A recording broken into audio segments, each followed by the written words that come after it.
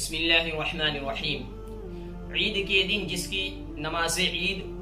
فوت ہو جائے، جو نہ پڑھ سکے، اس کو کیا کرنا ہے؟ گھر میں 4 رکعت پڑھنا ہے۔ اس کا پورا مسئلہ تو آپ نے سماعت کیا،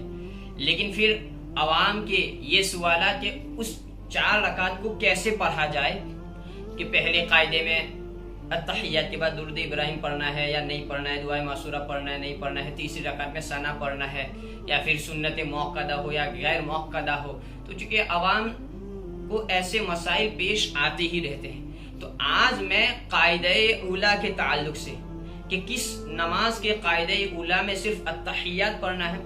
اور کس نماز کے قاعدہ اولیٰ میں آپ کو التحیات کے بعد درود ابراہیم اور دعائے معصورہ بھی پڑھنا ہے، اور تیسری رکعت کے لیے جب کھڑے ہو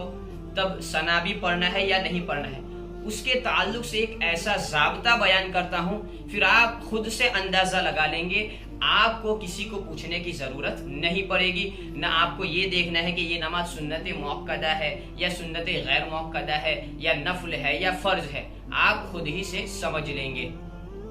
تو اس کے تعلق سے در مختار باب الوتر والنوافل میں یہ پورا مسئلہ اس طریقے سے بیان کیا گیا ہے کہ لا یصلی علی النبی صلی اللہ علیہ وسلم فی القعدۃ الاولی فی الاربع قبل الظہر والجمعۃ وبعدها، لا يستفتح اذا قام الى الثالثة منها، وفي البواقي من ذوات الاربع يصلي على النبي صلى الله عليه وسلم ويستفتح ويتعوذ ولو نذرا لان كل شفع صلاة۔ تو کیسے کہ وتر یعنی جو نماز واجب ہے وتر ہے، اور جو فرض ہے اس کو آپ چھوڑ دو۔ ہم بات کر رہے ہیں سنتوں کی، نفلوں کی، اور اس میں بھی آپ سنت اور نفل کی تقسیم نہ کریں، فرض اور وتر کے علاوہ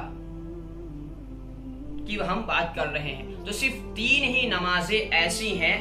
کہ جس کے قاعدہ اولیٰ میں صرف اور صرف آپ کو صرف التحیات ہی پڑھنا ہے، اور جب تیسری رکعت کے لیے آپ کھڑے ہوں گے تو آپ کو پھر ثنا نہیں پڑھنا ہے۔ صرف 3 نمازیں ایسی ہیں۔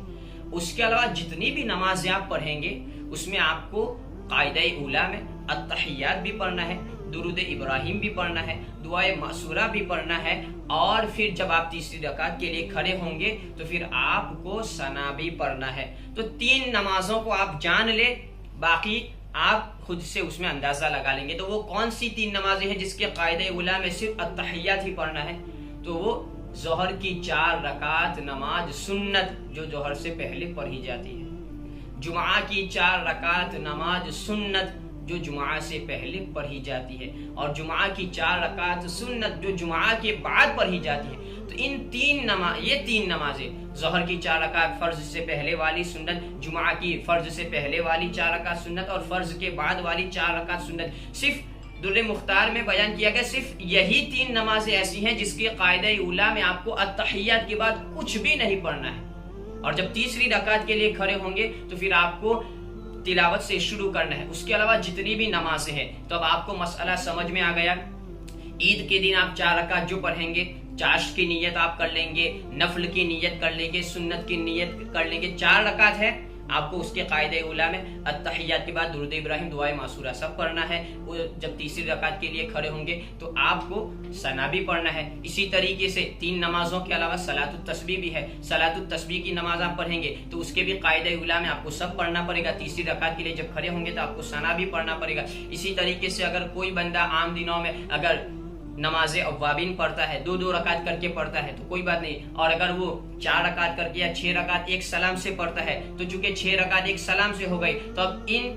جو قاعدہ اولیٰ آئے گا تو اس میں اس کو التحیات کے بعد درود ابراہیم بھی پڑھنا ہے، دعائے معصورہ بھی پڑھنا ہے، اور تیسری رکعت کے لیے جب کھڑے ہوں گے تو اس کو ثنا بھی پڑھنا ہے۔ تو ایک آسان مسئلہ ہے، یہاں تک کہ اگر کوئی بندہ اللہ تعالیٰ کے لیے نذر مان لیتا ہے کہ اللہ کی خاطر میں 4 رکعت پڑھوں گا، تو اگرچہ وہ واجب ہوگی لیکن اس میں بھی اس کو پہلے قاعدے میں اس کو سب پڑھنا پڑے گا، کیونکہ لِأَنَّ كُلَّ شَفْعٍ صَلَاةٌ، چونکہ فرض و وتر اور وہ 3 نمازوں کے علاوہ جو بھی